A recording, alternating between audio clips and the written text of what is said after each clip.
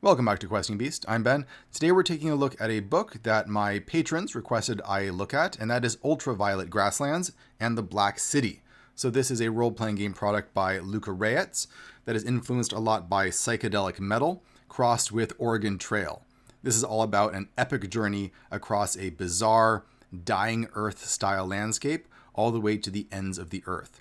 So the trope of these epically long journeys is something that we see a lot as a trope in fantasy fiction, but we don't see enough of it, I think, in actual role-playing game products, and I think this book really tries to rectify that situation.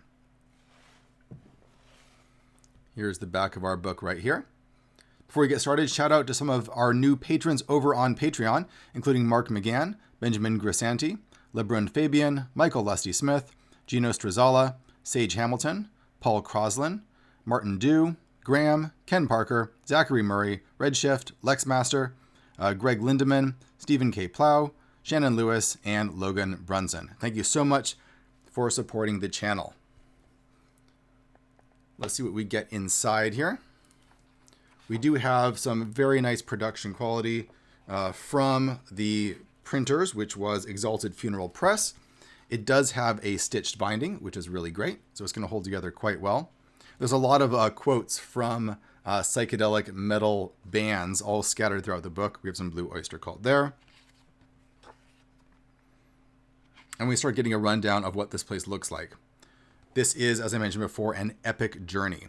This whole thing was written and illustrated and designed by one person, Luca Reyes. And it is incredible how much work he has put into this and the way that it all comes together into this singular, highly personal vision, which is something that we rarely see in a book this size. And it's something fairly unique to the OSR or the old school scene. Travel to the world's edge. Now, a good way to introduce us to what's really going to go on here is I'm actually going to look at a couple of the extra little pieces that you can buy along with this. I think they give you a sense of what we're going to be doing here. So this is the map that you can get along with the adventure. The general idea here is that you start out in the Violet City, which is around this circular lake. So you have the Emerald City, the ruins of Azure, Red End. So they're always color-themed cities. These are, I think, the Rainbow Lands. And over the course of this adventure, you are traveling west. So you got to turn it this way, really. That way is north, this way is west, and you're going this way. It is a point crawl, so you're going to be going from one location to the next. And there's these numbers in between. The numbers represent the number of weeks that it takes to go between locations. That's the scale that we're talking about here. It could take months and months, possibly a year or more of in-game travel time to get to the end of this journey. And you're going to see all sorts of crazy sights along the way. Each of these locations has a very detailed multi-page write-up within this book with all sorts of encounters and discoveries that you can make there. So as you go along, you're still traveling generally west, but you get to make decisions as to what direction you're going to go. So we get through here. As we continue on, this folds out, and it just goes and goes and goes. Goes all the way down to here. And then finally, there's one last page all the way over here until you finally reach the Black City at the end of the world. It also comes with this fantastic Game Master screen, or I don't think it comes with it. I think you have to buy it separately. Absolutely incredible artwork. All done in this huge landscape format. Can't show it all at once, it's so big, but I'll just try and fold it out so you get a sense of it here. There we go. So just having this out on the table in front of you, even if you don't normally use a Game Master screen, is going to go a long way to really communicating to your players the vibe that this is going for. And that's definitely science fantasy. It's not epic traditional fantasy. There's just weirdness. There's aliens. There's things from leftover civilizations that no one understands.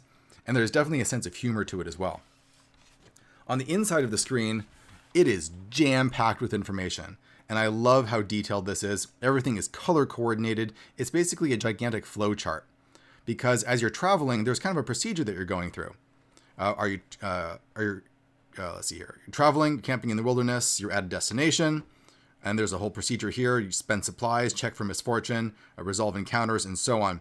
And each of these, you kind of follow the green arrow. So you want to resolve encounters, we're going to go this way, comes over to here, and this green area is for encounters. We're going to turn this like this. Here we go.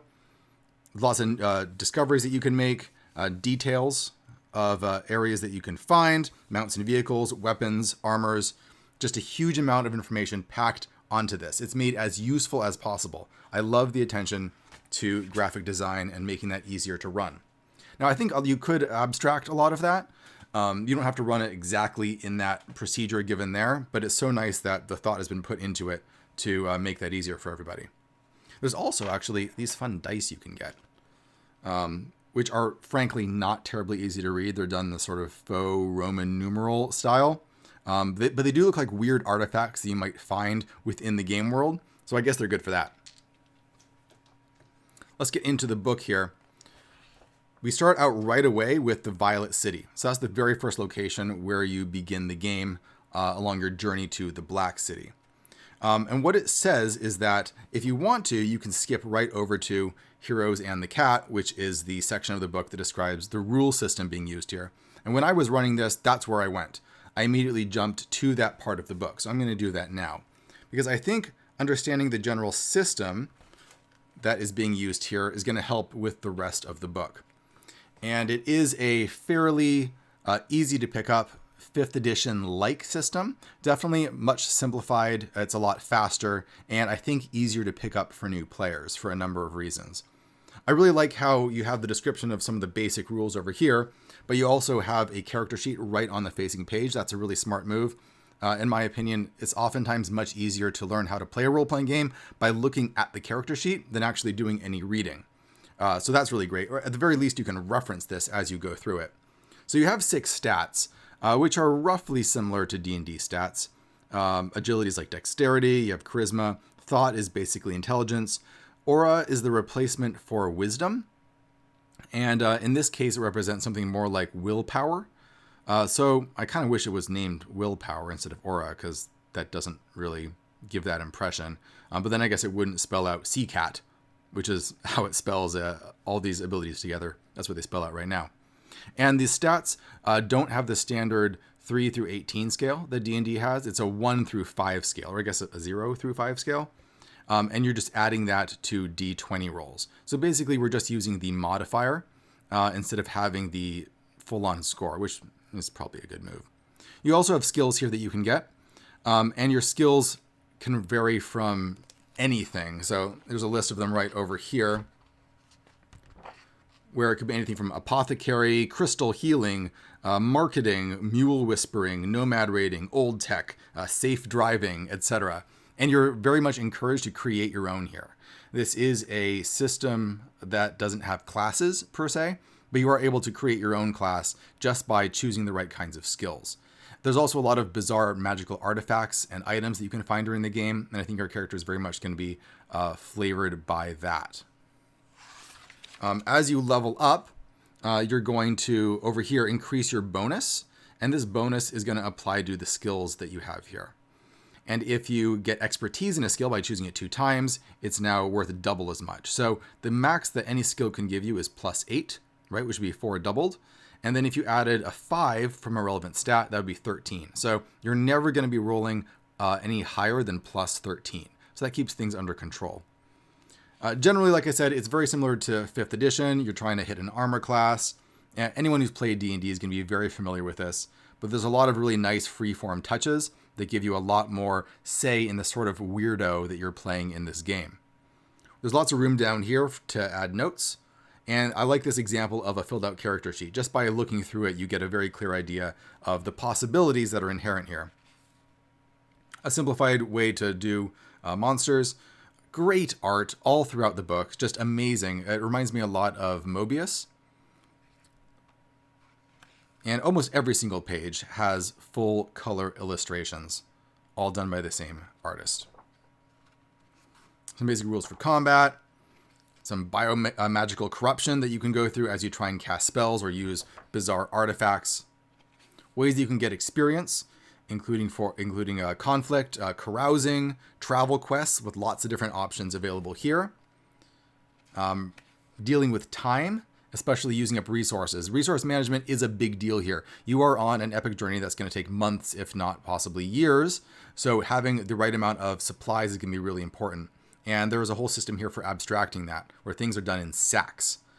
And a sack is enough food for like a certain number of people. So for example here, abstraction of sacks. There we go. So a sack equals 10 stones, which is sort of like a slot in other systems, or 100 soaps, which is like a soap-sized object. I like that because it's easy to visualize. Or $2,500 cash. So each human can carry 1 sack unencumbered. Each human can carry 2 sacks encumbered. It's just a lot easier to remember how this works.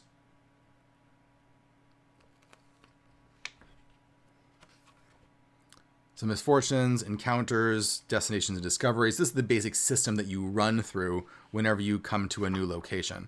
And a lot of this is in the flowchart in the Game Master screen that I showed you before. And some systems for caravans and how to set those up, finding financiers, creating a logo for it, some sample caravans. And the map is in here as well. If you don't have the handout map, I suppose you could just print your own if you really wanted to. There's some factions that you can run into. A whole bunch of weirdo characters. This is great because on an epic journey, you're going to have a lot of NPCs, and this just gives you all of those that you're going to need right there. Toolkits, strange transports, weapons, guns, wands, and steel. So strange items are soap-sized treasures, 100 of these. So it could be a metaclassical porcelain and synthetic sinew neural whip, or a stuck force amulet. Or perhaps it's a rainbow ceramic hammer, a 1d10 of Jesus Thor, price tag missing, or dried sheep pellets. You can engage in actual caravan behavior if you want to. So this would involve figuring out where certain goods are worth more and where they're worth less, and then create your own caravan routes in order to make a profit. And if players are enjoying it, it says, let them do it. And that's a great attitude to have. Don't say, oh, this game is not about this, and just forbid them.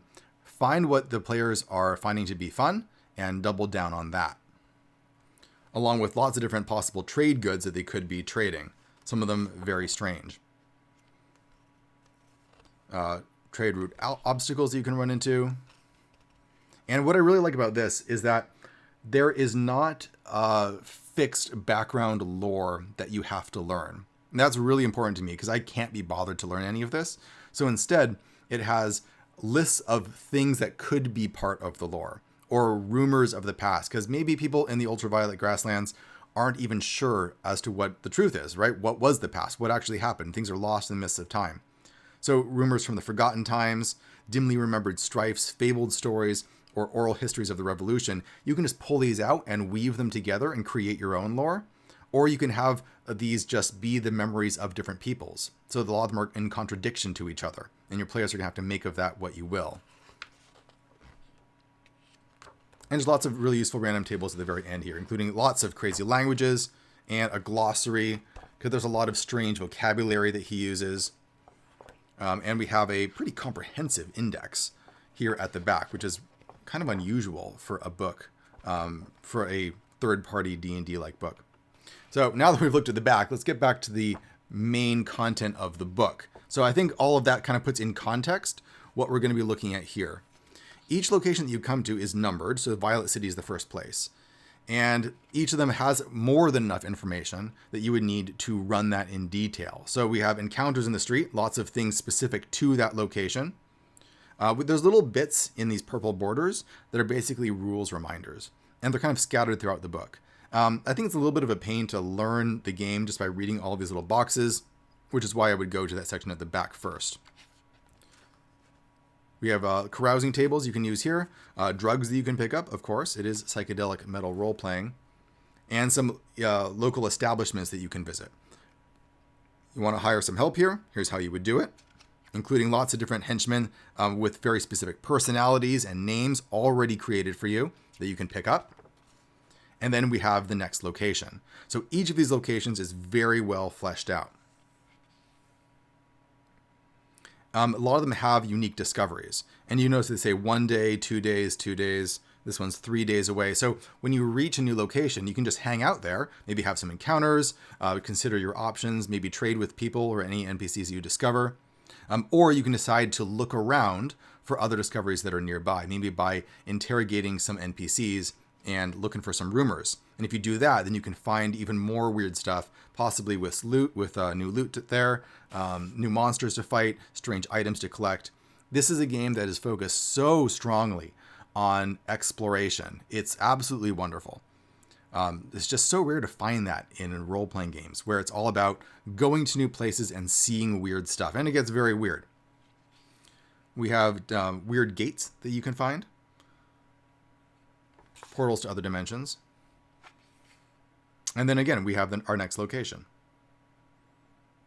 Encounters, travel options, a bunch of just discoveries that you can spend some time on in order to get even more loot. We have these awesome little travel posters that I really love. You could even take a picture of this and frame it on your wall.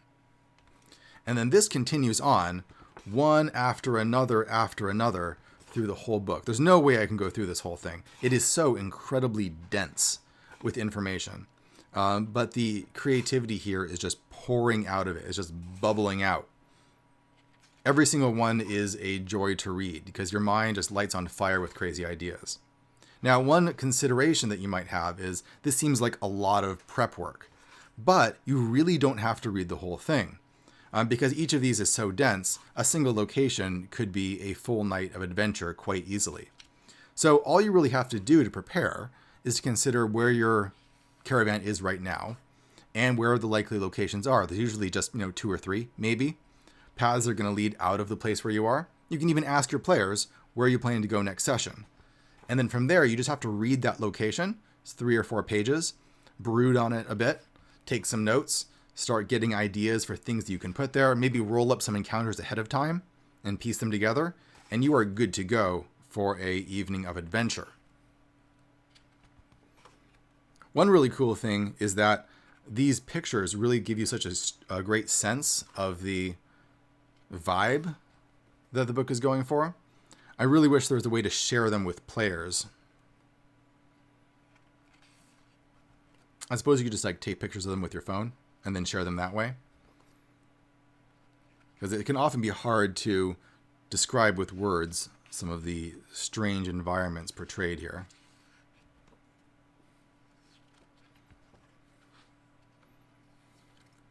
Eventually, once we start reaching the end of the world, things get really strange because the final location is the uttermost west, which is the Black City itself. All the way down here. So there's 32 main locations here. The Black City is the end of the journey. So it's called the Omega, the last city. Godspeed you, Black City. It hunches upon the shores of an endless oily ocean, a lacquered black chaos of cubes that seem to slide one across another in almost patterns that ever so slightly fail to repeat. The corpses of fools who tried to walk into the Black City lie in the toxic dust of the pre-city. Hair stands on edge with the background electromagnificent radiation. I suppose a big question here is why you're going to the Black City. And I think that's something that could easily be answered by each individual player. What is causing you to go here? What strange sights are you trying to see? There are 5 portals here, which could easily branch out into further adventures across the cosmos or the multiverse, or whatever your framework happens to be. A great little touch is at the very end, there is the house on the edge of time. It's the last house at the very end. And it's full of 6 adventurers who are all level 9.